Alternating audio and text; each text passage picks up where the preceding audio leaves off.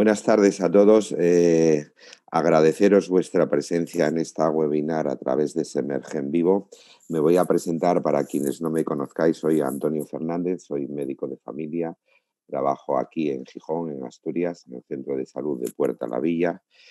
Tengo la suerte de ostentar desde hace poco la presidencia autonómica de Semerge en Asturias y he tenido la suerte de poder organizar el último congreso de la sociedad. Fui el presidente del comité científico en el Congreso Nacional de Gijón. Debido a la situación que estamos padeciendo todos con la pandemia del COVID, pues es imposible realizar actividades presenciales y desde la sociedad pues se ha apostado por la formación continuada y hacer una formación virtual. Entonces, dentro de esta estrategia, durante esta hora que vamos a compartir, tengo que agradecer, por una parte, a Semergen el apoyo técnico que nos está dando, a Laboratorios Leo por el patrocinio y por el interés que ha mostrado en esta reunión, por todas las personas que supongo que estaréis ahí escuchándonos y viéndonos, y en especial a los dos ponentes que nos van a acompañar y que son realmente los que van a llevar esta sesión. Vamos a hablar de un tema que los médicos de familia, aunque la gente no lo crea, pues nos gusta y siempre lo tenemos ahí en el olvido, que es la importancia de las galénicas en el tratamiento de las patologías dermatológicas. Y contamos con dos médicos especialistas en dermatología que he tenido la suerte de estas últimas 48 horas conocerles pues virtualmente. No dudéis que va a ser una actividad sumamente práctica, en el cual yo creo que los temas a tratar en la primera ponencia nos la va a dar el doctor Luis Miguel Valladares, dermatólogo del dermatólogo del Hospital del Complejo Hospitalario de León, y nos va a hacer una presentación de un tema que está como muy en boga y que todos estamos oyendo de hablar de ellos, que es de las manifestaciones cutáneas del COVID-19.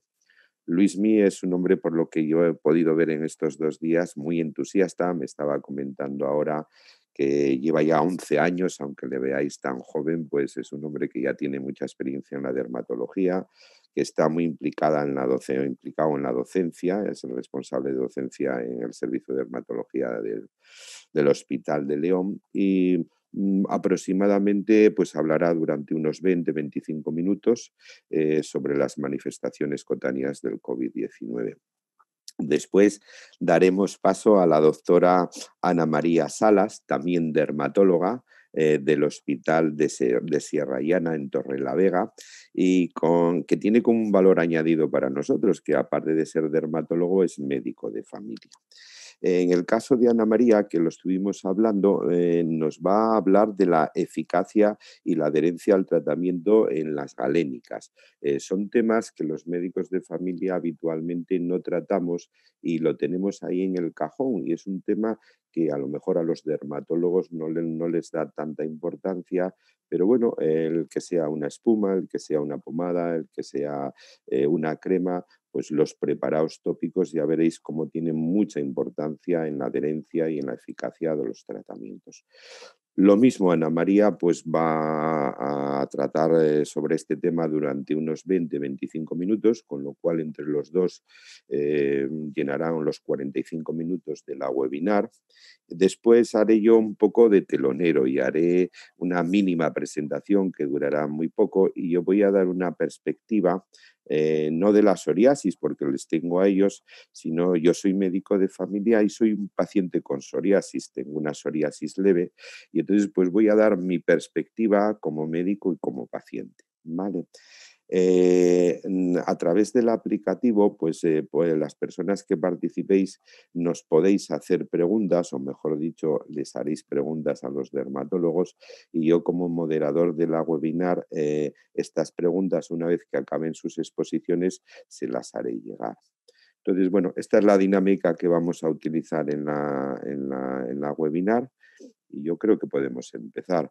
Pediros disculpas porque hemos empezado como unos 5 o 10 minutos más tarde, pero lo que se ha intentado es fijar toda la tecnología para que las cosas estén funcionando bien. Entonces, bueno, yo me quedo aparte y doy paso al doctor Luis Miguel Valladares. Luismi, siéntete cómodo y tú nos dirás y tú nos ilustrarás sobre lo que está pasando con el COVID en la piel. Gracias. Perfecto, muchas gracias. Voy a poner mi presentación. La tenemos aquí. Pretendo que sea sobre todo práctica.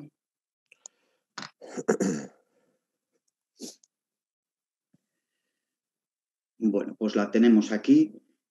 Quiero reiterar también los agradecimientos por invitarme, por un lado, la Semergen, a hablar en esta reunión virtual, que es como tenemos que hacer ahora las cosas, y también agradecer a Leofarma por la invitación.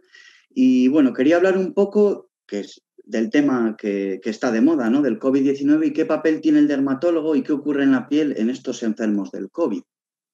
Y es que en el 2019, antes del COVID, quería contaros pues, que vivíamos en un mundo feliz realmente. No había distancia social, la manera de divertirnos, de interactuar con todo el mundo, pues era como era. Y fue a finales del 2019 donde en una zona de China, en Wuhan, apareció una neumonía de causa desconocida, que el 7 de enero del 2020 se detectó que el bichito que provocaba todo esto era un coronavirus, un nuevo coronavirus. El 13 de enero se empezaron a encontrar los primeros casos importados y fue el 11 de marzo del 2020 cuando a nivel mundial la OMS declara el estado de pandemia y estas curvas de muertos y de infectados, que ya es, bueno, está la diapositiva un poco retrasada, vemos cómo va aumentando día a día. Pero en nuestro caso, lo que nos llamaba a los dermatólogos la atención es que rápidamente aparecían artículos que hablaban que los infectados por COVID-19 podían presentar un rash, una erupción que se parecía a la que aparece en los infectados por el dengue.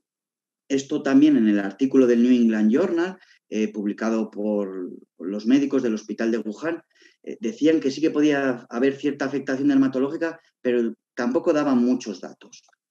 De hecho, los primeros que empezaron a hablar de erupción cutánea, de frecuencia, fue el grupo italiano. Ya sabéis que en Europa llegó primero con fuerza Italia y luego ya llegamos nosotros.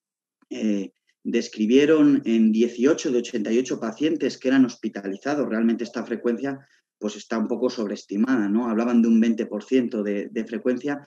Describían una erupción que podía tener tres patrones: la erupción eritematosa, la erupción urticarial o incluso describían el caso de una erupción parecida a la varicela, pero tampoco daban muchos datos, hablando de una frecuencia de un 20% y se veía que era totalmente diferente a la frecuencia del 0,2% que se describía en el artículo de los chinos del New England. El estudio italiano fue el primer estudio descriptivo y mayor hasta el momento. Hablaban además de estos tres patrones, pues que esta erupción producía escaso nulo picor, que duraba pocos días, que tenía preferencia por afectar al tronco, pero no hablaban ni de categorización ni de rango de gravedad, no se aportaban imágenes y en las conclusiones pues llamaba la atención que decían que no había correlación entre las manifestaciones cutáneas y la gravedad del cuadro clínico, que las lesiones eran similares a las de otras infecciones cutáneas víricas comunes y no daban mucho más dato. Llegó el COVID a España y los dermatólogos, algunos que tuvimos que ir a las plantas y otros pues, que estábamos en nuestro servicio reorganizando todo, nos mandaban un montón de WhatsApp de erupciones que se aparecían a lo que describía el estudio italiano, pero nos llegaban cosas que aparecían en las manos y en los pies, nos preguntaban que si eso podía ser del COVID o no. Al principio decíamos que no, luego pues cambiamos lo que decíamos, porque realmente empezamos a ver que sí que podía tener todo relación. Y desde la Academia Española de Dermatología y Venerología se hizo un llamamiento a todos los dermatólogos de España para hacer un estudio que denominaron COVID Piel, en el que participaron muchos dermatólogos, incluidos los dermatólogos del Hospital de León, en el que se pretendía recoger el mayor número de casos en un periodo corto de tiempo, correspondía a 2 semanas en el pico de la pandemia, de pacientes con COVID-19 y que tuvieran alguna erupción cutánea sin causa aparente. Esto se hizo como buen estudio de forma reglada, aunque fueran pacientes COVID, se hacía con consentimiento informado escrito, se realizó un cuestionario online se creó un archivo descriptivo de lesiones cutáneas donde además descargábamos fotografías clínicas en la medida de lo posible, ya que muchas veces eran pacientes hospitalizados. Participaron más de 100 dermatólogos de hospitales de toda España, se registraron 429 casos, pero se incluyeron para el estudio 375. El objetivo inicial de este estudio era describir una serie de patrones que estábamos viendo, que parecía que había diferencias entre ellos en las erupciones que podía desarrollar un paciente COVID-19 positivo. Esto podía servir como orientación diagnóstica durante la pandemia, nos podía valer también para investigar la relación de los patrones con la gravedad de la propia infección, relacionar estos patrones con qué fase clínica podía corresponder la infección del COVID según se desarrollara antes o después, y en un momento de pico de pandemia donde no había gran acceso a PCRs o a serologías, pues se intentó un poco pues, remodelar eventualmente los criterios diagnósticos hasta que tuviéramos acceso masivo pues, a realizar PCRs y test serológicos. Esto también, en una patología de la que todavía aún poco sabemos, nos valía como base para estudios de causalidad, estudios fisiopatológicos y correlación clínico-histológica. Descargamos todos esos casos en 2 semanas y una serie de dermatólogos dirigidos por la doctora Cristina Galván desde Madrid, el doctor Catalá, el doctor Gregorio Carretero y muchos más, pues dieron forma a este estudio que finalmente se publicó en la revista British, en el que en una primera fase hicieron todos estos dermatólogos una revisión ciega de todas las imágenes clínicas y por un consenso, por un método de Delphi, de acuerdo, determinaron 5 patrones morfológicos de erupción cutánea por COVID. En una segunda fase incluyeron todas las imágenes y las fueron metiendo en cada uno de esos patrones que habían definido. Se generaron 5 patrones que eran clínicos, que tenían valor diagnóstico, valor pronóstico y alguno de ellos incluso valor terapéutico. Incluso en conclusiones en el artículo hablan de la nueva gran simuladora, pues emulando un poco pues, a lo que ocurre en la sífilis o otras infecciones clásicas en dermatología.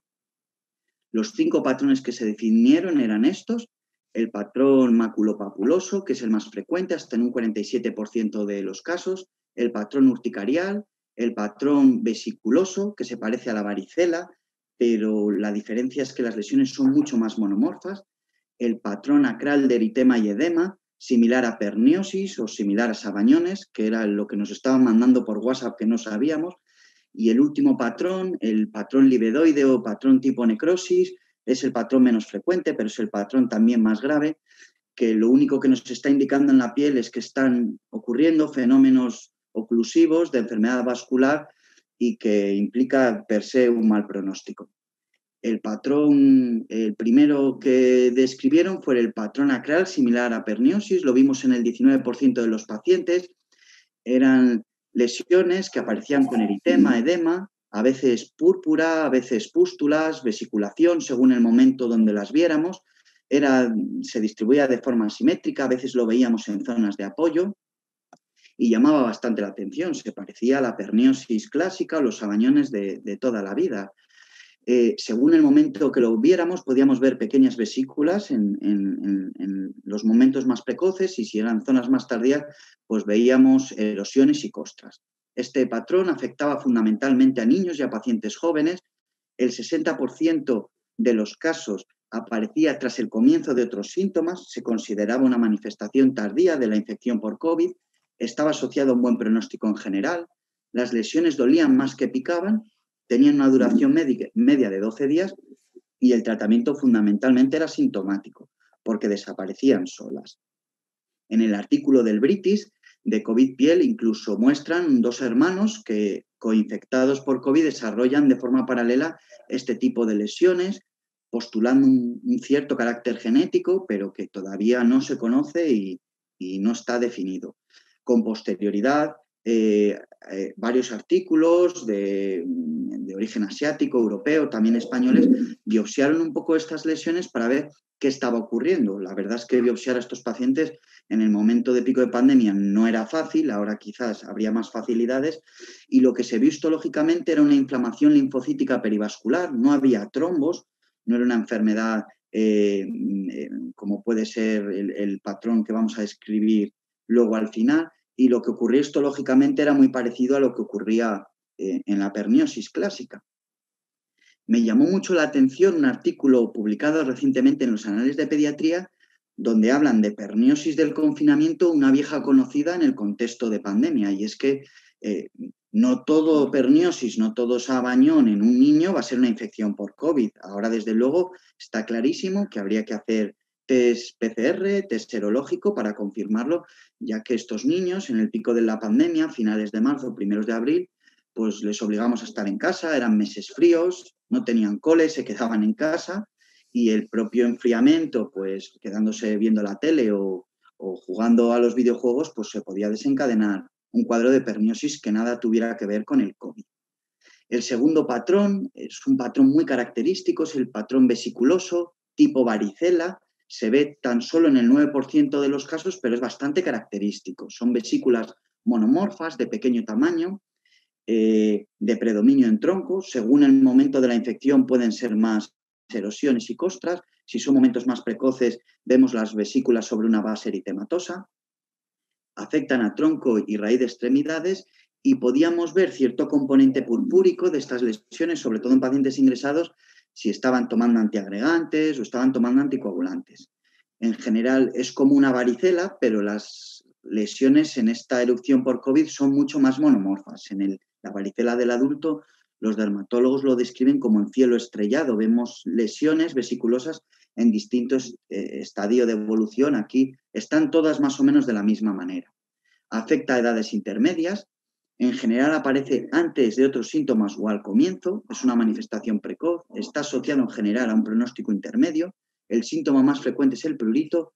La duración media es de unos 10 días y el tratamiento es sintomático. El patrón urticariforme, que vemos en el 19% de los casos dentro del estudio COVID-piel, son la aparición de ronchas o abones, igual que una urticaria aguda, que predominan en el tronco, que tienen característicamente son más dispersas, aunque a veces vimos casos que sí que tendían a la confluencia. Llamaba la atención que el rango de aparición de estas urticarias en contexto de COVID, la edad era mucho más dispersa, y si lo veíamos fuera del tronco, sobre todo lo veíamos en zonas de apoyo, zonas de rascado, pues por un mecanismo dermográfico asociado a la propia urticaria. Había más dispersión en la edad de afectación, desde adultos hasta niños jóvenes. El inicio coincide con el resto de síntomas un poco antes. También se considera una manifestación precoz. Está asociado en general a un pronóstico algo más grave, más índice de hospitalización, pero en el estudio COVID-piel hubo un 0% de mortalidad en pacientes que desarrollaron urticaria. El prurito, como bien corresponde a una urticaria, era muy frecuente. La duración media era de 7 días. En general, tratamiento sintomático, antihistamínicos de nueva generación, no sedantes vía oral, eran suficientes para tratar el prurito. Y en pacientes hospitalizados había que tener en cuenta la posible relación con fármacos, porque en el momento que ingresa un paciente se le ponían un montón de fármacos, Dolquine, Caletra, anticoagulantes, y efectivamente podría tener que ver con el desarrollo de estas urticarias, pero al final si se valoraba riesgo-beneficio y si los fármacos eran necesarios, se mantenían. El patrón más frecuente es el exantema maculopapuloso, hasta en un 47% de los casos. Aquí realmente es un cajón desastre donde entran varios tipos de exantema. Este era el exantema tipo dengue que se describió al principio, elementos maculopapulosos, dispersos, con cierta tendencia a la confluencia, pero que dejan zonas de piel sana. Si afectaba a extremidades, eran lesiones más dispersas, podía tener cierto componente purpúrico, podían ser lesiones más infiltradas, como las que vemos en el dorso de la mano. En algunos casos se veía cierto predominio flexural y algunas lesiones simulaban un eritema multiforme. Con posterioridad se ha descrito auténticos eritemas multiformes por infección por COVID-19. Al igual que después de una infección herpética o una infección por micoplasma, el COVID ya se ha descrito que puede desarrollar un eritema multiforme al uso. Esto está incluido dentro de este cajón desastre, pero realmente si es un eritema multiforme debería estar fuera de estos exantemas maculopapulosos mucho más generalizados. Y Quería enlazar esto también con una cosa que vimos los dermatólogos durante el pico de pandemia. Esta es una foto de un paciente de nuestra consulta y esto también lo vimos mucho. Y es que vimos pacientes que habían pasado la infección por COVID y vimos una mayor incidencia de procesos como pueden ser las pitiriasis rosadas de Gibert o procesos herpéticos que parecía que evolucionaban un poquito peor de lo normal, como infecciones por herpes zóster. Y esto recientemente se ha publicado que parece ser un mecanismo de facilitación o de reactivación de virus silentes por el propio SARS-CoV-2. En el caso del herpes zóster, pues el virus del herpes zóster, o en el caso de la pitiriasis rosada, o los casos de Kawasaki publicados en niños, que nosotros en León, gracias a Dios, no vimos ninguno, pues por reactivación del herpes 6. Se incluyen dentro de las manifestaciones tardías de la infección por COVID, pero no están directamente provocadas por el COVID-19. El patrón maculopapuloso afecta a edades intermedias, coincide con el resto de síntomas, está a caballo entre manifestaciones precoces y tardías, está asociado en general a un pronóstico peor, un 2% de mortalidad en el estudio COVID-10, prurito frecuente, duración media de unos 8 días, de nuevo tener en cuenta en el papel de los fármacos en pacientes hospitalizados y el tratamiento es sintomático y de la propia infección por COVID. El quinto patrón, el último y el menos frecuente, un 6%, pero también el más grave, es el patrón livedoide o patrón de necrosis, donde vemos lesiones que hacen pensar en un problema oclusivo vascular subyacente, incluyendo áreas de isquemia acral total. El rango de gravedad es más amplio, vemos desde livedos transitorias en gente joven hasta auténticas isquemias que llevaron a la amputación de miembros en algunos pacientes. La livedo reticular podía afectar a nivel troncular o a nivel acral, donde normalmente las lesiones son un poquito más evidentes. En general afectaba a pacientes de edad más avanzada, edad media 63 años, era coincidente con el resto de síntomas o posterior, se considera una manifestación tardía, nos hacía pensar en un contexto de coagulopatía sistémica, de coagulación intravascular diseminada, y así lo veíamos en las analíticas con elevaciones brutales del D-dímero, está asociado en general a un peor pronóstico, 10% de mortalidad, aunque hay una variabilidad clínica, porque hablamos de un tipo de livedo transitoria en pacientes jóvenes que en ese caso sí es de buen pronóstico. Y aunque no tiene un tratamiento específico, parece sensato pensar que en estos pacientes es un indicador clínico claro de necesidad de anticoagulación sistémica pues a dosis altas. Esto al final, englobándolo un poco, bueno, se creó un diagrama un poco con esta clasificación y nos valía un poquito también, pues eso, para saber que el exantema urticarial, el exantema vesiculoso son manifestaciones precoces, el exantema masculopapuloso está más en fases intermedias y los síntomas vasculares tipo perniosis, tipo livedonecrosis, pues son manifestaciones más tardías. En este caso también incluyen las enfermedades por reactivación, como el Kawasaki o la pitiriasis rosada, como infección, como manifestación tardía de la infección por COVID. ¿Y esto cómo lo podíamos utilizar en la práctica clínica? Bueno, la verdad es que ahora tenemos PCR, tenemos serología, el diagnóstico sigue siendo ese, pero sí que en un momento en el que no teníamos acceso a tantas pruebas, nos valía como orientación diagnóstica, podíamos determinar una gravedad a ese paciente, podíamos saber si estábamos en una fase más precoz o más tardía de la enfermedad y desde luego esto vale como base, pues con implicaciones diagnósticas o terapéuticas en un futuro sin duda alguna, ya que a día de hoy no se ha publicado algo todavía tan grande en dermatología en este sentido.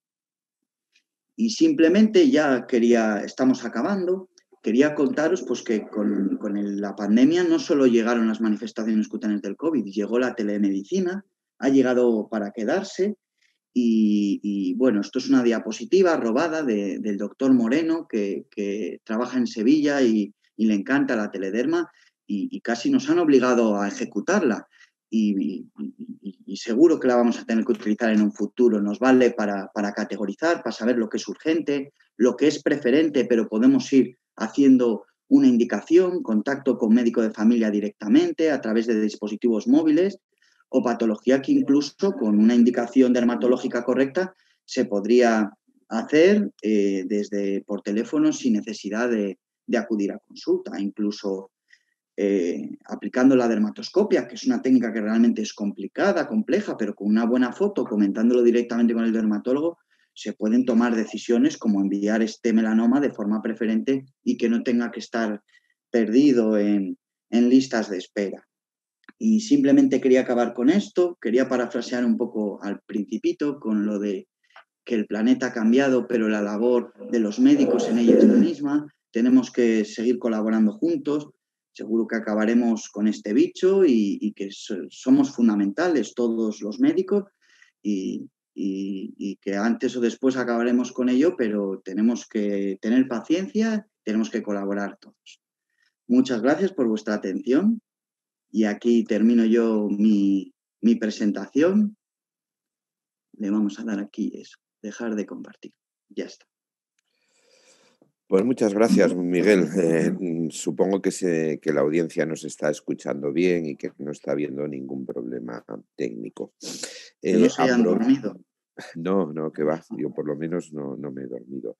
Aprovecho para, a través de la página podéis hacernos las preguntas o podéis hacer las preguntas que consideréis oportunas tanto a Luis Miguel como ahora vamos a escuchar a la siguiente ponente, a la doctora Ana María. Yo, si no, aprovecharé para haceros preguntas. Ana María, cuando tú quieras, empezamos con tu ponencia, con tu presentación. Vale, le voy a dar a compartir pantalla entonces. Muy bien.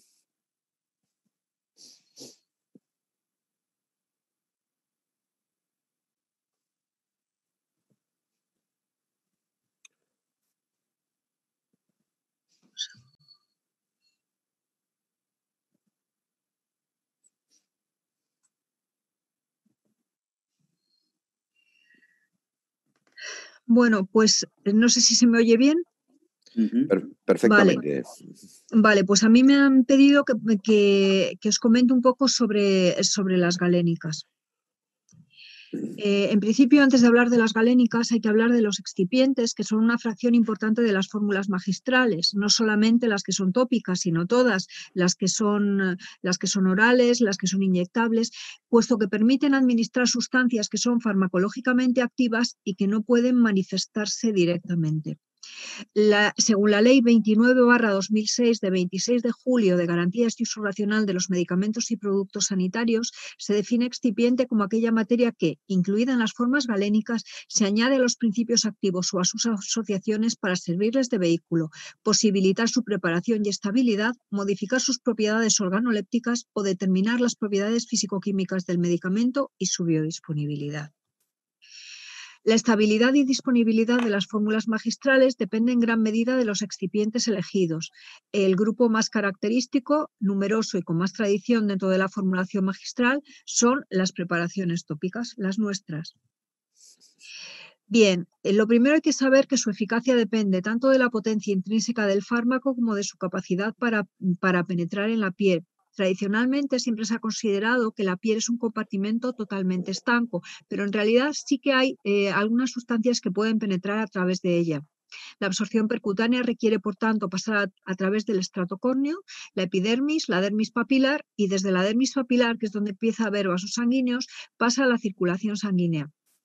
Los compuestos tópicos suelen absorberse lenta y parcialmente, pero baja absorción no implica necesariamente baja eficacia. El paso a través del estrato córneo se produce a través de una especie de microcanales que se forman en esa capa y es a través de ahí de donde pasan las sustancias. Una especie de separaciones que puede haber entre las hileras de células. La penetración a través del estrato córneo es por difusión pasiva, en parte transepidérmica, como os estaba diciendo, y en parte a través de las glándulas endocrinas y los folículos pilosos, siguiendo el curso de las glándulas sebáceas asociadas. Y es más importante la vía transepidérmica porque los anejos solo ocupan aproximadamente un 1% de la superficie corporal. La piel de los niños y sobre todo de los recién nacidos es más permeable que la de los adultos debido a que el espesor de la capa córnea es menor.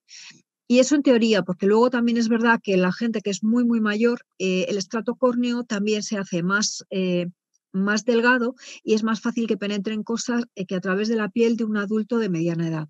También depende de la zona corporal por el grosor de la capa córnea. La facilidad de menor a mayor para penetrar es en las mucosas, después en el escroto, luego en los párpados, cara, torso, extremidades, palmas y plantas y uñas. Usar un tópico en las uñas es especialmente difícil porque es una capa muy gruesa, pero se puede.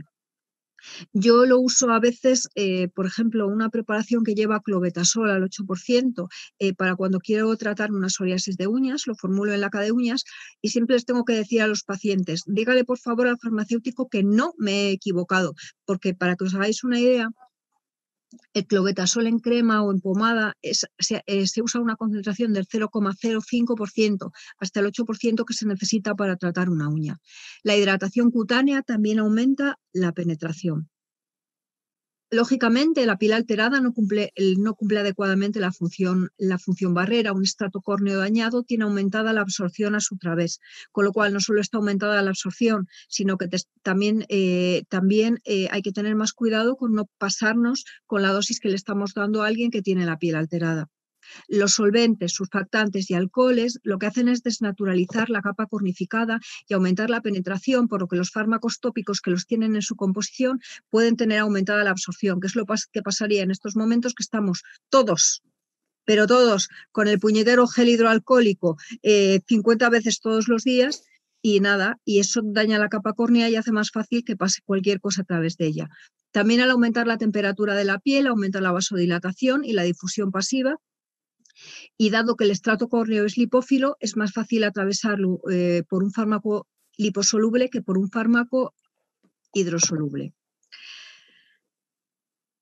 Es probable que la cantidad aplicada ejerza un efecto mínimo sobre la absorción y el cumplimiento terapéutico es un factor fundamental, que es menor cuando los pacientes presentan una enfermedad extensa y paradójicamente cuando el trastorno afecta al rostro.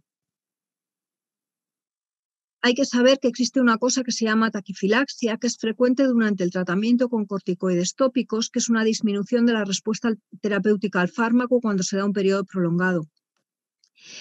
Tradicionalmente se consideraba que lo que ocurría era una pérdida de función de los receptores de corticoides, pero en la actualidad se cree que puede haber un componente infraestimado de que simplemente la gente no se lo echa.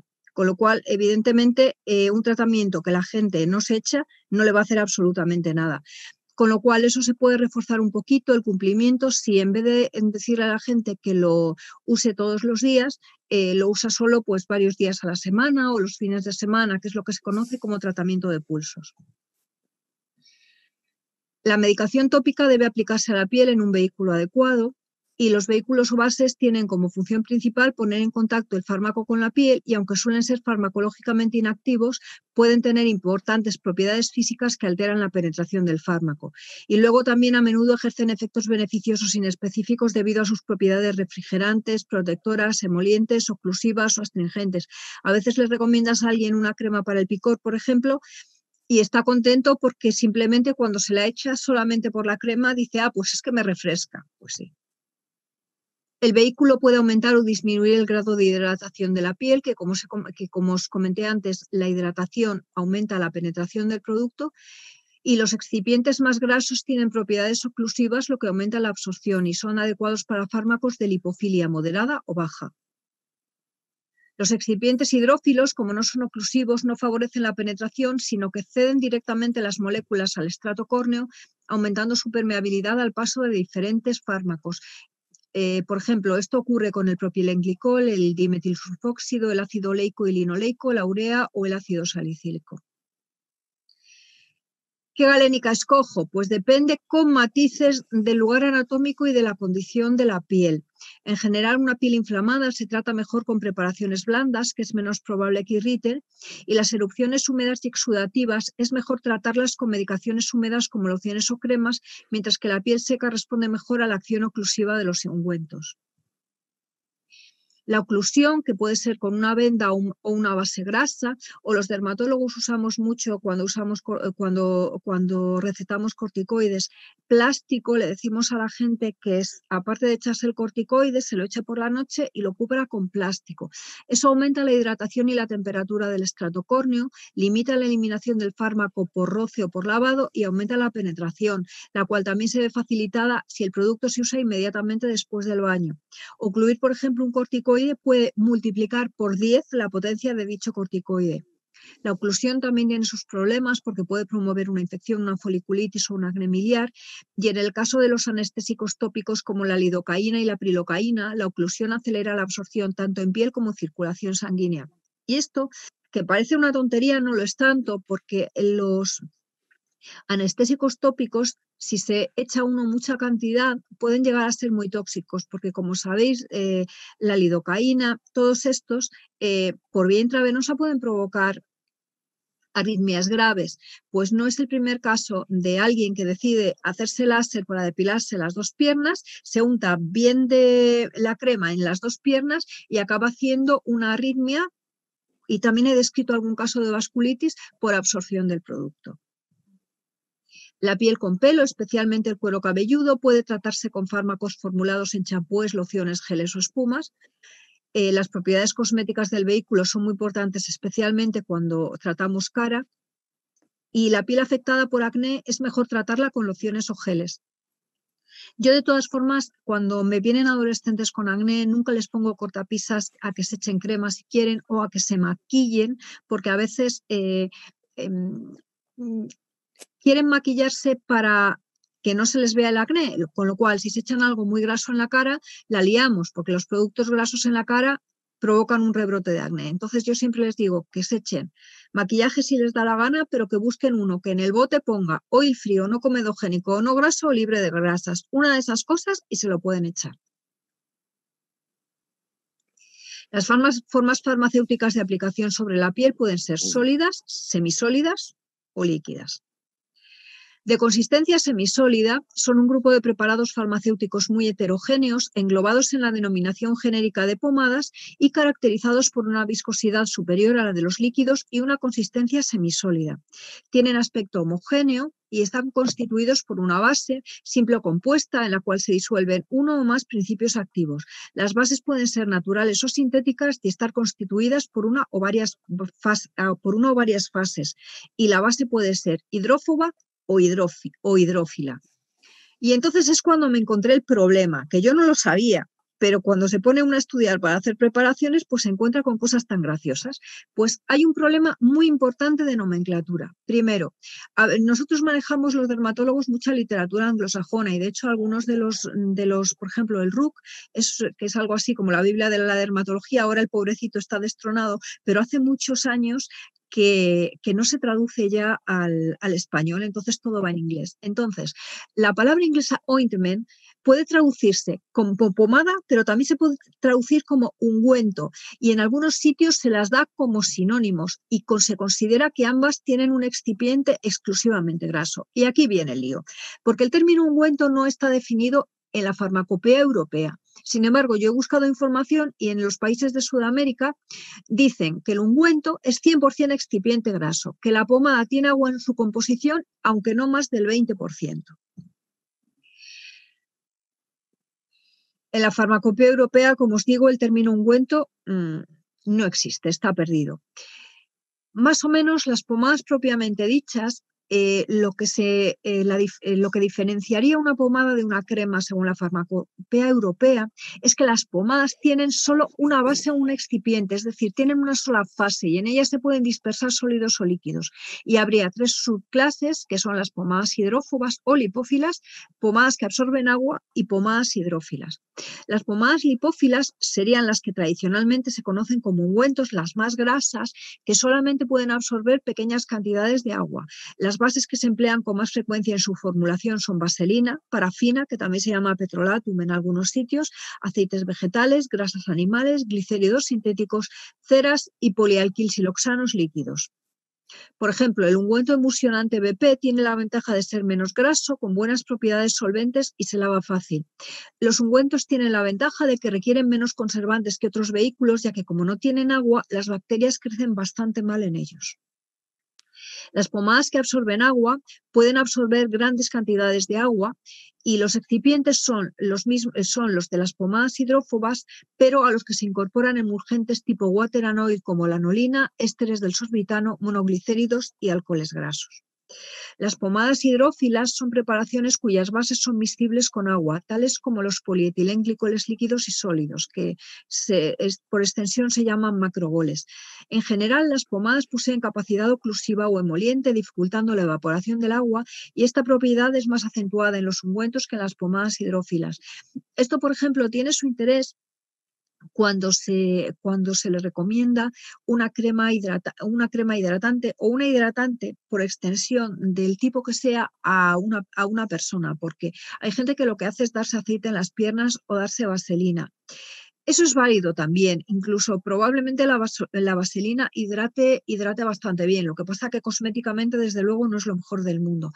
Pero lo que es la grasa pura, como puede ser una vaselina, aunque no hidrate en sí misma, esa sí que forma un compartimento totalmente estanco e impide que el agua que hay en la piel se evapore.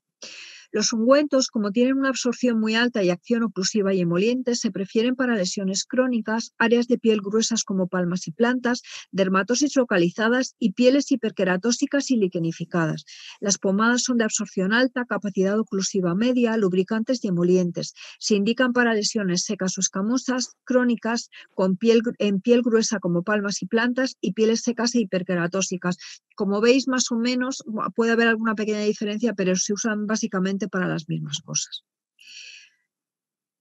Lo que diferencia a las cremas de las pomadas es que las cremas o emulsiones son preparaciones multifásicas y están constituidas por una fase lipófila y una fase acuosa. Sin embargo, como os digo, hay un problema de nomenclatura porque según otras farmacopeas dicen que la crema tiene que tener un mínimo de un 50% de agua y no se meten para nada en que sea una preparación multifásica. En las cremas lipófilas, la fase continua o externa es lipófila debido a la presencia en su composición de emulgentes tipo water and oil, que son inmiscibles en agua y más difíciles de lavar. Son emolientes, lubricantes y ligeramente oclusivas, pero menos que los ungüentos. Lo de emoliente suena muy bien cuando lo dicen en los anuncios de la tele, pero emoliente estrictamente hablando significa que ablanda, con lo cual se usa pues, para que la piel que está muy seca pues, se quede un poco más blandita y más suave. En las cremas hidrófilas la fase externa es la acuosa y contiene emulgentes al revés, en vez de water and oil and water. Las cremas tienen bastante menos capacidad oclusiva y son de absorción media, por lo que se usan en lesiones agudas y subagudas, húmedas, áreas de piel fina como axilas, escroto y caras y pieles normales. ¿Qué son las espumas? Pues las espumas son sustancias que se forman al atrapar bolsas de gas dentro de un líquido. Son más usadas para tratar el cuero cabelludo y suelen contener alcohol. Lo más novedoso en plan espuma es una que es una espuma a base de vaselina sin alcohol, curiosamente, que es una espuma corporal, que es el Enstylar. Que el Enstylar, como sabéis, es un producto que lleva dipropionato de betametasona y calcipotriol en su composición, que inicialmente se hizo en formulación en crema y ahora va también en espuma.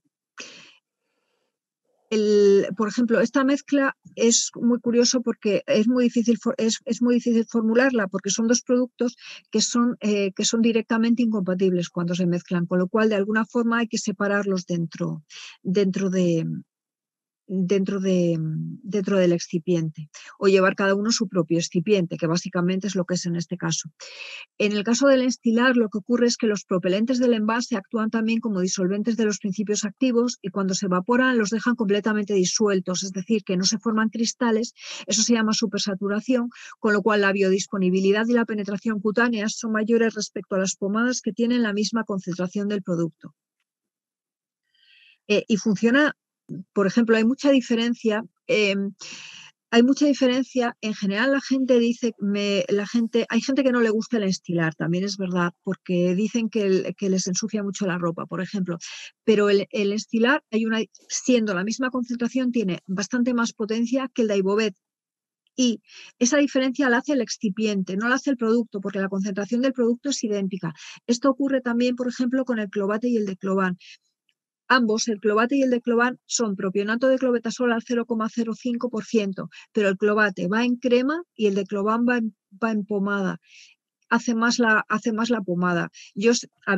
siempre hay que intentar irse a lo más suave, con lo cual si se puede usar la crema, en este caso es mejor, porque la pomada aumenta no solo la potencia del producto, sino también sus efectos secundarios. Y el propionato de clobetasol es un corticoide de potencia muy alta.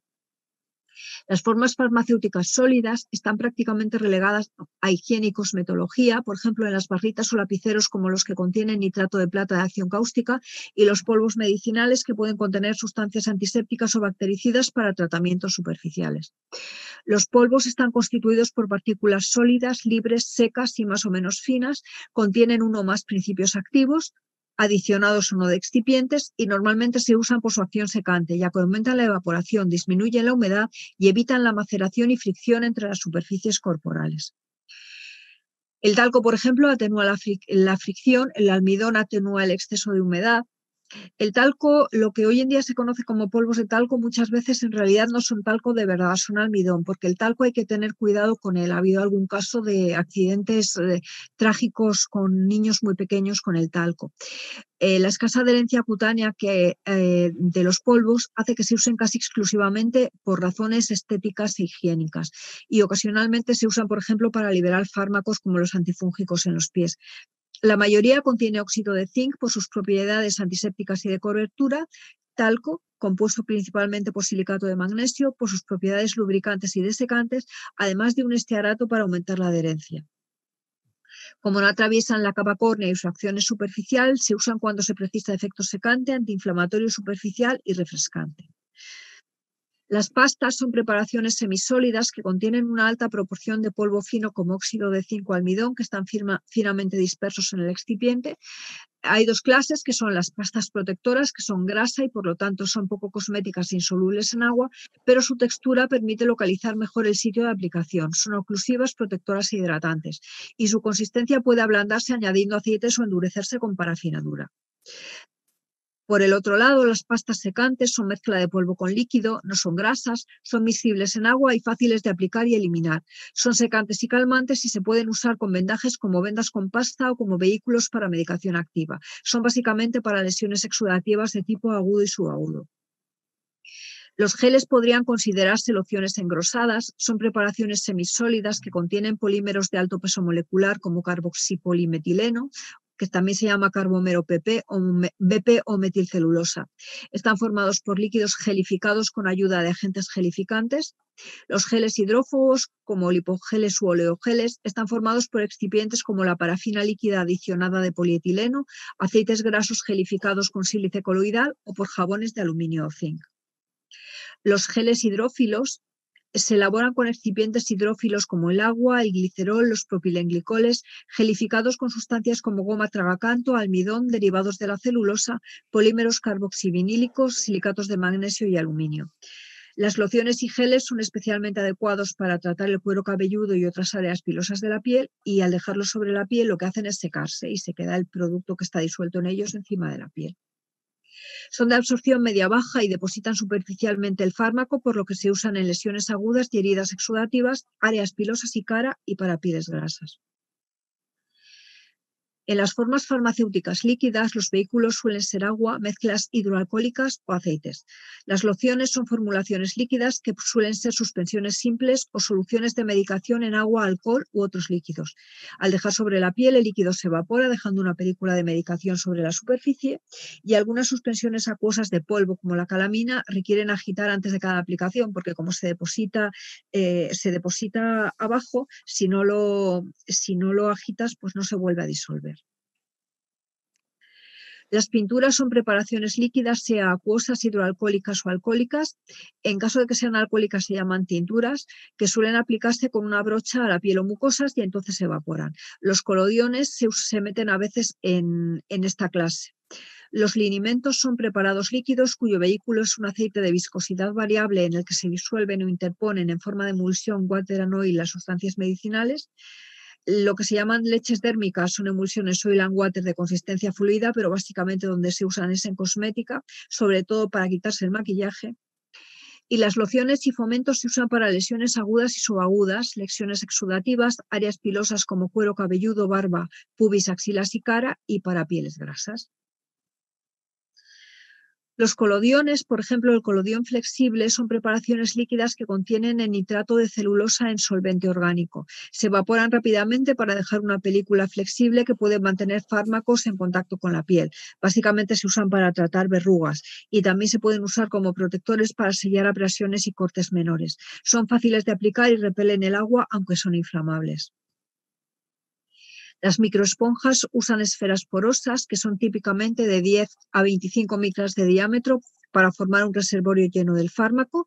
Esto se ha usado para cosméticos y protectores solares y medicaciones como el peróxido de benzoilo y los retinoides, y el objetivo es conseguir una liberación sostenida del fármaco y que irrite menos. Los liposomas son estructuras que tienen una fase acuosa rodeada por una cápsula lipídica que varía de varios nanómetros a varias micras. A veces pueden tener varias capas de lípido, recordando su estructura a la de una cebolla, y se pueden usar para encapsular muchos activos farmacéuticos. Usados de esta forma, lo que se pueden considerar es facilitadores de la penetración. Esto se usa básicamente en cosméticos. Lo mismo, puede ser útil para reducir la irritación del uso tópico de tretinoína, peróxido de benzoilo y ditranol. El ditranol tiñe la piel y la ropa. En caso de que se formulen liposomas, tiñe menos. Y por fin, ¿qué es lo que hace que alguien se eche un medicamento? Pues básicamente la adherencia viene determinada por la eficacia del tratamiento, la satisfacción del paciente con las características galénicas y organolépticas del vehículo y que se extienda bien y sea fácil de aplicar. Cuando no funciona y los tratamientos son grasientos, esos son los dos determinantes principales de la falta de adherencia al tratamiento. Pero también te puedes encontrar con sorpresas de gente que estaba muy bien con un tratamiento tópico, pero es que no le apetece echárselo.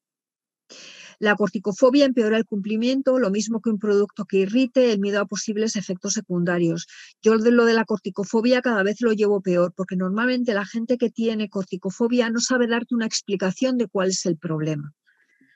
Porque si te da una explicación de cuál es el problema, tú le puedes explicar por qué lo que está diciendo él no es. Pero ha oído que es muy malo al tío del vecino, del cuñado del quinto, y nada. Una galénica agradable que permita una aplicación rápida y fácil, que no dé mala imagen y que no requiera mucho tiempo, es esencial para asegurar la adherencia del paciente. Y en resumen, el mejor vehículo es el que el paciente va a usar, porque si le das al paciente lo mejor del mundo, pero no se lo echa, pues no le hace absolutamente nada. Vale. Vale, voy a terminar la presentación.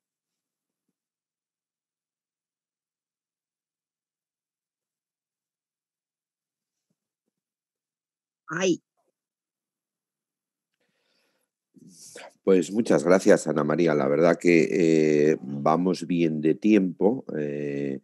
Ha sido una exposición muy ilustrativa. A mí, francamente, me ha gustado mucho. Y bueno, yo voy a intentar resumir lo mío para ajustarnos bien al tiempo, mientras estoy intentando que mi presentación se genere. No sé si se me oye bien. Hoy sí. Vale, no sé si se ve ahora la presentación. Sí, Vamos se ve bien. Fenomenal. Mira, comentaros que de la que nos están haciendo preguntas, ya luego os las trasladaré yo, pero una cosa que me llama la atención, enhorabuena por vuestras exposiciones. No abunda este tema en la oferta de formación. Era lo que os comentaba cuando lo estábamos preparando. Vosotros en el día a día es vuestro trabajo, pero para el médico de familia el tema cutáneo es un tema muy interesante. Vamos a ver, yo voy a intentar reducir mi presentación a unos 5 o 10 minutos. Voy a dar una visión como médico y como paciente de psoriasis y después vamos a pasar a las preguntas. Sin conocer la presentación de Ana María, pues voy a enlazar con ella. Y los pacientes que tenemos psoriasis, pues como todo, la psoriasis es una enfermedad crónica que requiere un tratamiento a largo plazo y sobre todo la eficacia en los tratamientos, la facilidad en el uso, que los toleremos bien y la adherencia adecuada es crucial para lograr unos resultados clínicos óptimos, ¿de acuerdo? No soy yo nadie para hablar como médico de familia delante de los dermatólogos, pero bueno, estos son los perfiles, pues son personas ya de una determinada edad, jóvenes, pero que llevan tiempo padeciendo pues estas lesiones cutáneas. En otros casos ya son personas que ya tienen pues una edad, 71 años, este caso en concreto, como podéis comprender, correctamente tratada, pero ha pasado por, bueno, pues todas las fases de tratamientos que llevamos conociendo la psoriasis desde hace tiempo. No sé por qué, no sé si se ha cargado bien, e incluso nos encontramos con personas relativamente jóvenes que llevan con historial de psoriasis durante tiempo, con lesiones más o menos importantes y que tampoco hay personas que no nos las consultan. Probablemente esta sea la diapositiva más importante de todas las que voy a poner. La importancia de una galénica aceptable para el paciente. El cumplimiento terapéutico es uno de los mayores retos en el tratamiento tópico de la psoriasis. Y nos encontramos que una no adherencia al tratamiento tópico, a los tratamientos tópicos, no estamos hablando de tratamientos vía orales, en la serie se habla de que hasta un 40 o un 70% de los pacientes que tenemos psoriasis no seguimos el tratamiento tópico. Entonces, para garantizar el buen cumplimiento terapéutico con un tratamiento tópico, lo que decía Ana María, el paciente que quiere que sea eficaz, por supuesto, si es rápido, pues mejor que mejor, que sea fácil de usar, efectivamente, que tenga una cosmética aceptable y, por supuesto, que tenga los mínimos efectos adversos. ¿Cuál es el mejor vehículo? ¿Cuál es el mejor tratamiento que un paciente va a utilizar?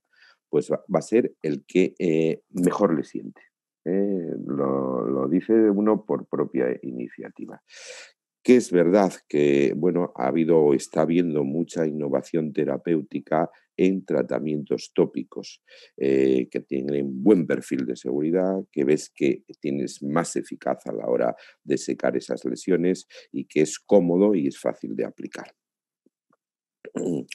No ahondo más, esto es lo que me comentó Ana María previamente, es decir, hoy en día las espumas, los principios activos siguen siendo los mismos, lo que pasa que están con mezclas de propelentes, con supersaturaciones, con lo cual consiguen una mayor penetración a través del estrato córneo de la epidermis, ¿vale? Y son innovaciones en galénica que lo que te permiten es que haya un aumento en la penetración cutánea de los principios activos. Vale. Ya lo comentamos previamente y respecto a los tratamientos, el paciente lo que buscamos es la eficacia. Tenemos combinaciones entre el calcipotriol y la BD, que es más eficaz que sus monoscomponentes por separado. Lo que comentó antes Ana María respecto a los corticoides, son temas de eficacia y sobre todo de seguridad. Cuando tú padeces unas lesiones cutáneas a las cuales te tienes que enfrentar durante toda tu vida, durante las cuales va a haber episodios que te encuentras francamente bien, otras en las que empeoras, pues lo que buscas son tratamientos prescritos por los dermatólogos en los que tú veas el resultado. Pues las asociaciones pues tienen que el corticoide, en concreto la betamesatrexona, te reduce la irritación, sin embargo el calcipatriol te reduce los efectos de la atrofia cutánea. Entonces vas viendo cada uno de los efectos de los principios activos, ¿vale? Sobre todo en seguridad, los pacientes lo que buscan es que los tratamientos, aun siendo tópicos, pues que no le produzcan efectos secundarios. Y tenemos hoy en día pues trabajos que nos hablan que no hay inhibiciones a nivel de los ejes córticos suprarrenales, que no tienen efectos clínicamente relevantes con respecto a la homeostasia del calcio, que mejoras de la clínica que tienes del prurito y sobre todo, bueno, hay muchos estudios que tratan sobre calidad de vida. Entonces yo lo que intento es daros una visión como médico y paciente de cuando uno tiene un problema de piel, en concreto una psoriasis que tiene un carácter crónico, pues clínica que nosotros estamos acostumbrados acostumbrados y que la vemos todos los días, pues, oye, el eritema, la sequedad, la erosión, el edema, el quemazón o el dolor. En determinadas fases, cualquiera de estos síntomas pues supone un verdadero calvario, ¿de acuerdo? Vale. Y luego, pues todos los estudios van dirigidos para evaluar la gravedad clínica y las variables en las que se fijan, pues es en el enrojecimiento, en la descamación de la piel, en el grosor de nuestra piel. Eh, ¿De acuerdo? Eh, las preferencias de los pacientes, en general tú lo que buscas es que un porcentaje similar de los pacientes lo que buscan es que la fórmula que se te prescriba pues estés de acuerdo con ella independientemente del tratamiento que te hayan puesto previamente. ¿Vale? Deciros, comentaros que en pacientes que tienen psoriasis moderada o grave, aparte de los tratamientos farmacológicos vía oral, por supuesto, se complementan con los tratamientos tópicos y que con las nuevas asociaciones que tenemos, pacientes en un porcentaje no desdeñable, un 40%, un 35%, alcanzan, bueno, pues unos mejoras importantes, ¿de acuerdo? El tratamiento tópico puede modificar los marcadores de la inflamación. Bueno, podríamos seguir. Vosotros en el día a día lo comentaremos ahora, la adherencia al tratamiento y la seguridad en adolescentes, bueno, pues es un tema que está ahí latente. En la revisión que he podido hacer para hablar sobre esto, realmente hay muy poco, porque siempre hablamos de como médicos, como lo vemos, y ahí encontré este artículo en Acta de Sifiliográfica sobre satisfacción del paciente y del médico. Y bueno, siempre se habla de efectividad, siempre se habla de comodidad, siempre se habla de satisfacción global con la medicación y siempre estamos ahí dispar en cuanto a la satisfacción que tiene el médico con el tratamiento o a la satisfacción que tiene el paciente con el tratamiento.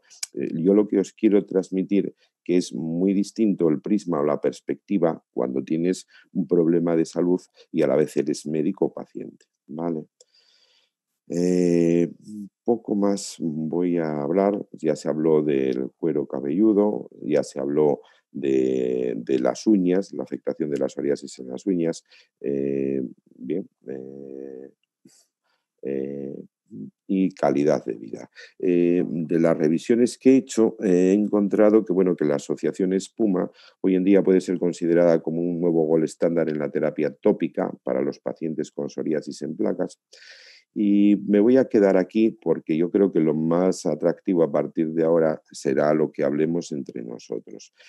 Siempre tiene que haber un tratamiento proactivo a largo plazo. En piel en apariencia sana, sin lesiones visibles, no implica una resolución completa, sino que puede haber una inflamación no resuelta o alteraciones moleculares que se siguen expresando.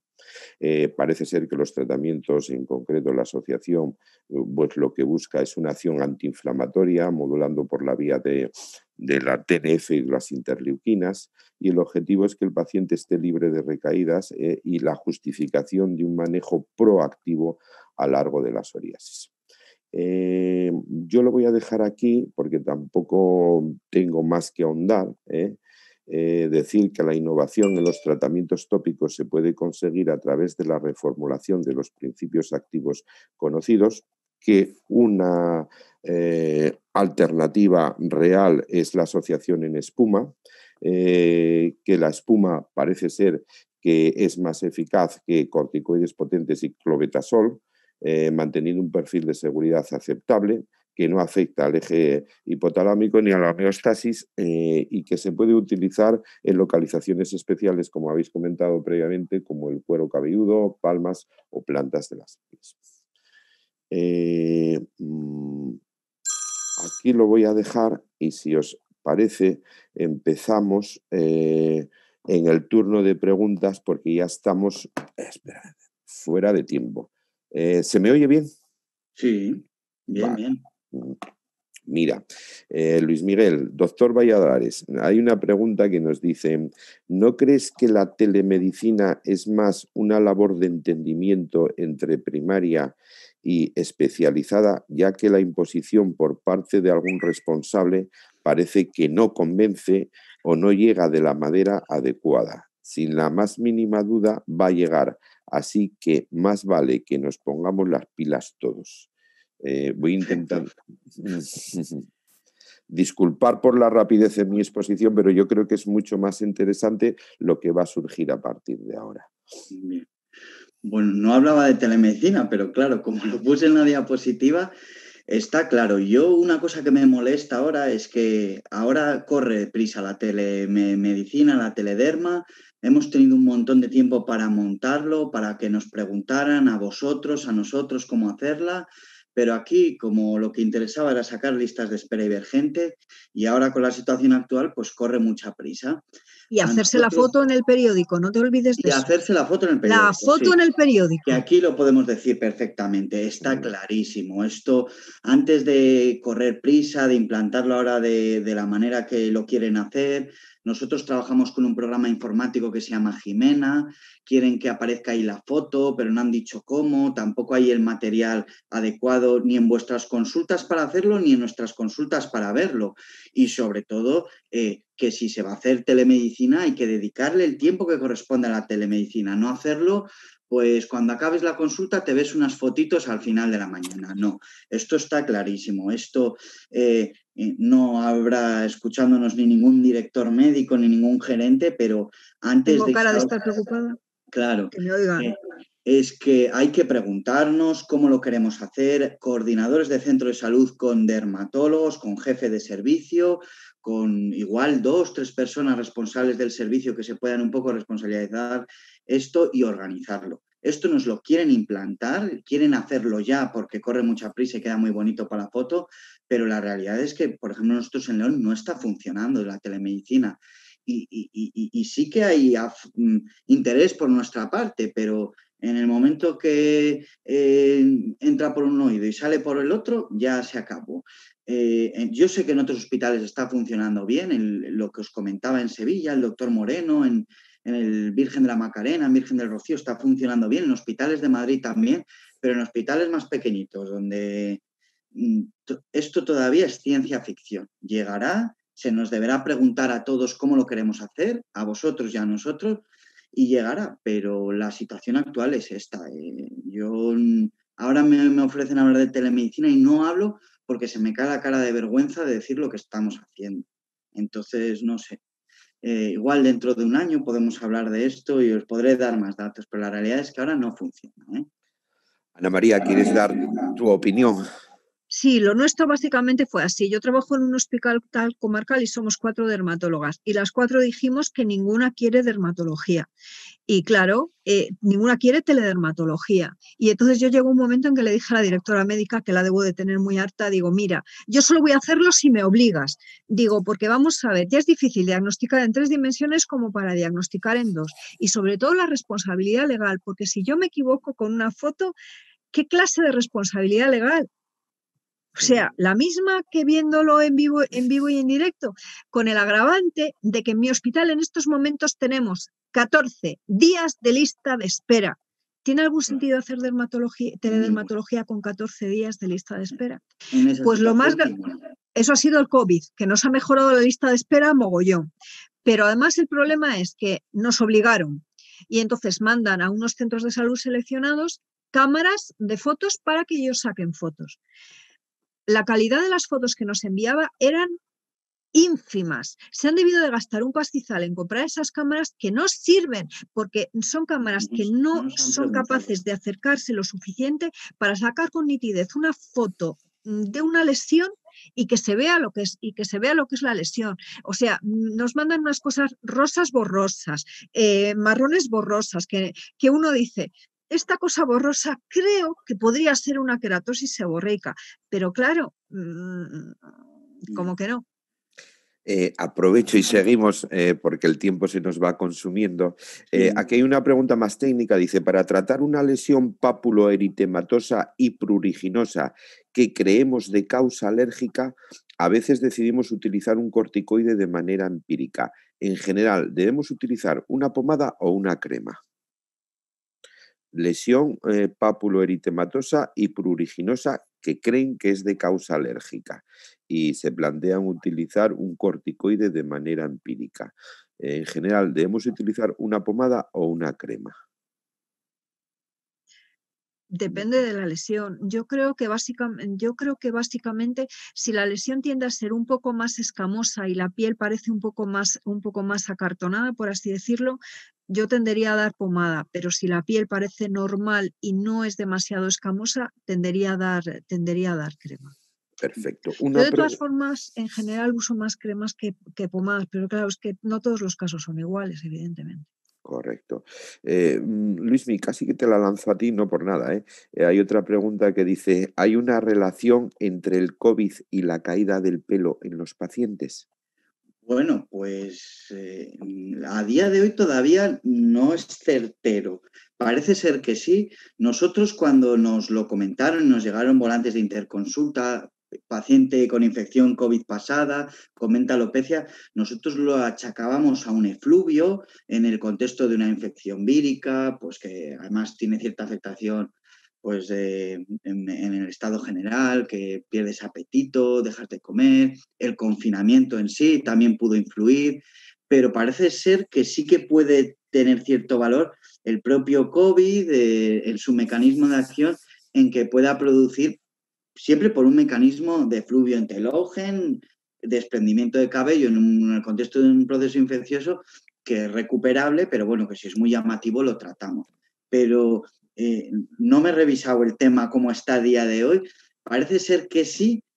Nosotros creíamos que no, que era una cosa más genérica. Parece que ser que sí, pero no lo tenemos claro. En cualquier caso, efluvio y tratamiento de un efluvio, de una caída de pelo agravada por un proceso infeccioso, en este caso vírico. Aquí tengo otra pregunta, dice, ¿qué pasa con los geles hidroalcohólicos? Yo creo que lo comentó Ana María antes en la presentación. Yo creo que no debe quedar una célula de la capa córnea viva con los geles hidroalcohólicos.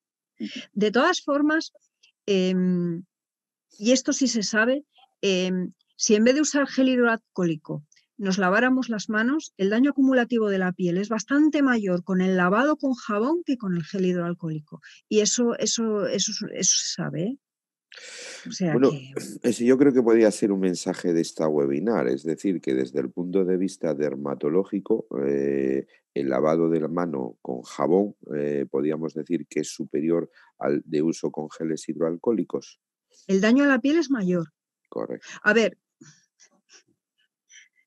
en los quirófanos siempre ha habido geles hidroalcohólicos, que un día logré que se murieran de risa todas las enfermeras, porque yo dije, a mí conceptualmente me gusta más lavarme las manos con agua y jabón, porque los bichos se van por el desagüe. Digo, al final, si te das gel hidroalcohólico, vas con los cadáveres de los microbios pegados a tus manos. Pero el daño en las manos es menor si usas gel hidroalcohólico que si te lavas las manos. Si te usas 20 veces gel hidroalcohólico, el daño a las manos va a ser mucho menor que si te lavas las manos 20 veces.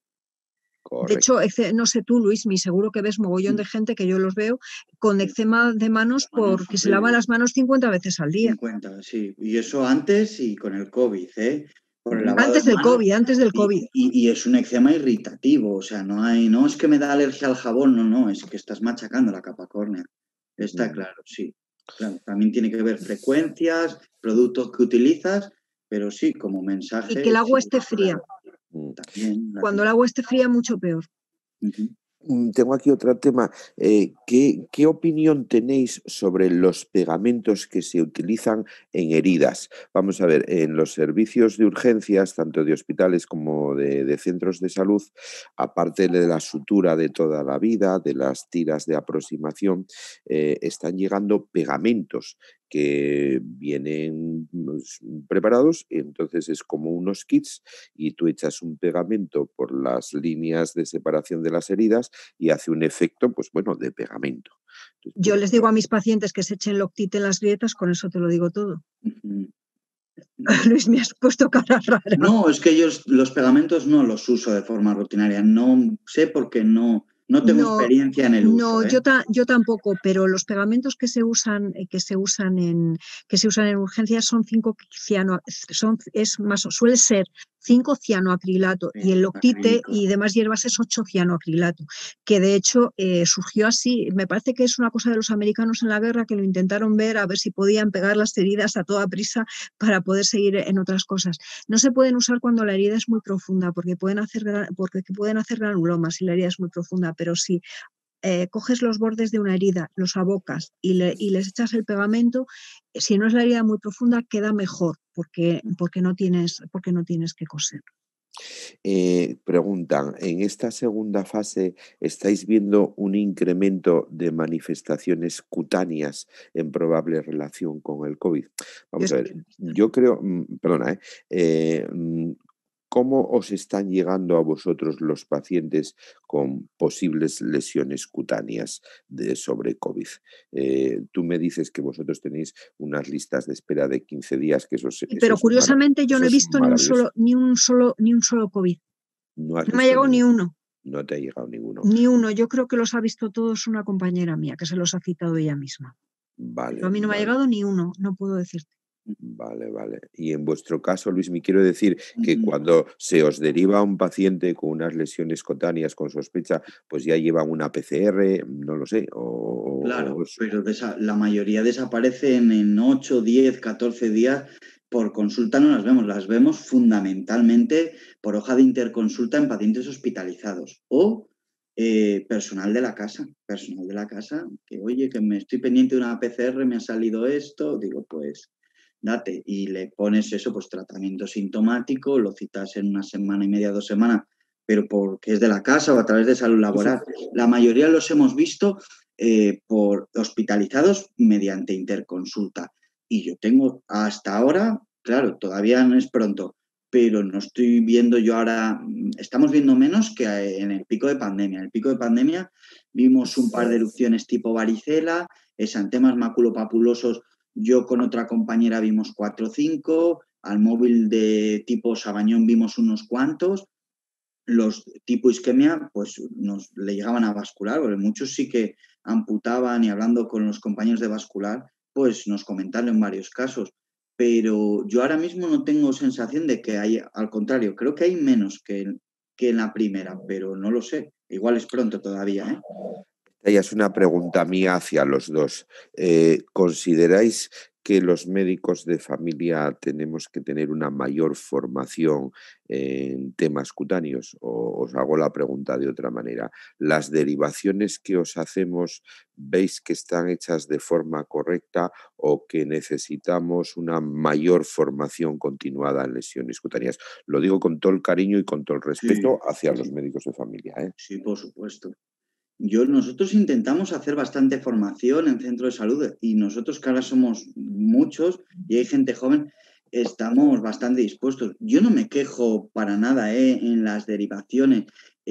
Yo me mandan un volante, psoriasis, que ha hecho tratamientos tópicos, acné, que ha utilizado tratamientos tópicos de forma correcta, valorar para isotretinoína, incluso volantes que te ponen urticaria crónica espontánea y te la definen perfectamente. Yo no sé si tiene que ver la industria farmacéutica con esto y en el interés en focalizarnos y tal, pero yo de eso no me quejo. Lo que nos seguimos quejando es que nosotros, por ejemplo, hay días en el ambulatorio que vemos 40, 45 pacientes, 23, 24 nuevos, y todavía nos llegan acrocordones, queratosis seborreicas, puntos rubís, lagos venosos, patología absolutamente, dermatofibromas clarísimos del libro, que además te ponen dermatofibroma. Digo, pero que esto, ni la eliminación quirúrgica es a través de la dermatología del hospital, ni tiene ningún sentido ni nada. Una cosa es un acrocordón que te caiga ahí por toda la cara y te interrumpa la visión, o que todavía vemos eso. De eso sí que nos quejamos. De las hiperplasias sebáceas, es que le están saliendo más, y ha venido 5 veces, le han visto 5 compañeros en 2 años por lo mismo, pero la Seguridad Social no trata las hiperplasias sebáceas. Yo me quejo sobre todo de esto, no de que entienda que hay una mala descripción de las lesiones o que hay un déficit formativo en dermatología. Nosotros intentamos, en la medida de lo posible, hacer formación, y además es que lo nuestro es bastante agradecido y viene mucha gente y nos escucha y hacen preguntas que nos sorprenden hasta a nosotros mismos. Yo lo que sí me seguiré quejando es de la derivación de patología benigna, irrelevante, que no tiene que ser derivada de dermatología. Yo personalmente en León me quejo de eso. Muy bien. Ana Pues María. yo me quejo, a ver, En los residentes de familia que hay en mi hospital solo tiene residentes de familia de interna y de cirugía, y rota con nosotros interna y familia. Rotan un mes, es insuficiente a todas luces. Bueno, sí, eso desde O luego. sea, deberían rotar 2 meses, que es lo que roté yo cuando hice medicina de familia, que me lo pasé bomba, por cierto, pero un mes es tiempo insuficiente. Entonces, sobre todo porque en estos momentos se libran las guardias. Entonces, en mi caso no libran, entre comillas, porque yo tengo consulta de tarde, con lo cual el día que tienen guardia no vienen y les digo que vengan al día siguiente. Pero mal derivados en general no. El problema es, y tú lo verás, Luismi, que hay 2 o 3 o 4 médicos de familia que son las ovejas negras que no paran de enviar gilipolleces. Bueno, yo no De voy hecho, a dar nombres por si acaso, por si pero a pues, nosotros nos pasa, que pero tú son 3 delante o 4. y El que es problema la es que misma persona del mismo día que te envía, tiene la capacidad de generarte 6, 7, 8 volantes del mismo día, de un solo día a dermatología y agotando la vía preferente de forma sistemática. Hombre, yo creo que hay que diferenciar el paciente que es preferente del paciente que es vía normal y puede esperar un par de meses y no pasa nada, pero bueno. Y luego yo sí que estoy viendo, a ver, la mayoría de la gente que está en medicina de familia con la epidemia del COVID están trabajando como cerdos, o sea, pero como cerdos. Porque entre teléfonos y presencial, 76 personas al día, como una amiga mía, demencial. Pero también hay otros, o sea, me ha venido el otro día un señor que luego me ha agradado que haya venido porque al final estaba sin diagnosticar, resulta, nebus en la espalda que ha crecido. Tararí que te vi, le hago descubrirse al señor y una telangiectasia como un piano. La espalda llena de telangiectasias, lesiones en cara. Y le pregunto al señor, usted no sangrará mucho por la nariz, ¿verdad? Pues sí, casualmente sí, mi padre también tenía esto. A estudio, un Randu Osler, con lo cual me alegro de que haya venido, pero dices, vamos a ver, si me han mandado una telangiectasia como nebus que ha crecido, que se ha modificado, es que no lo ha visto. Claro, no lo sé. Hay mucha gente que comenta, pero nos lo ponen, que es por consulta telefónica y generan un volante a dermatología. Que luego eso pues también pues tiene sus implicaciones, digo, o sea, porque nosotros Es sí que lo a mí no vemos me parece. presenciales, ¿eh? Entonces, generas un volante porque tú no lo vas a ver, pero Porque tú yo no lo sí lo vas a tengo ver. que ver presencial. Ya, bueno. Oye, Es complicado, ¿eh? agradeceros porque la verdad que ya veis que el diálogo es lo que está resultando lo más apasionante. Me hablan ya desde Secretaría Técnica que tenemos que cortar. Daros las gracias por vuestra A ponencia. vosotros. Quedamos, sí, cuando lo podamos hacer físicamente, esta webinar se transformaría físicamente en un taller práctico, en un congreso interautonómico, donde volveríamos a hablar de galénica, volveríamos a hablar del COVID ya con las lesiones más asentadas y yo tendría un poco más de tiempo para hablar de mi experiencia sobre psoriasis. Bueno, daros las gracias a los dos, dar las gracias a Leo por el patrocinio de esta webinar y a AP Congress y a Semergen. Pues nada, un saludo a todos y a seguir peleando, que todavía nos va a quedar una temporada fuerte. ¿Vale? Pues bueno, muchas gracias, ¿eh? ¿Vale?